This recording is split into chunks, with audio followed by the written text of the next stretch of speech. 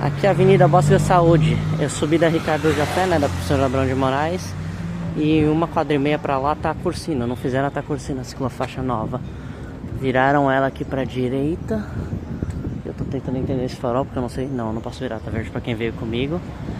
E viraram ela pra direita, aqui na Praça Brás Gonçalves, quase na Cursino. Ó, se você olhar pra cima ali, que o carro branco descendo, tá menos 100 metros da Cursino já. Mas não fizeram até a Cursino, ela joga aqui pra dentro. Vou pra lá ver o que tem pra lá.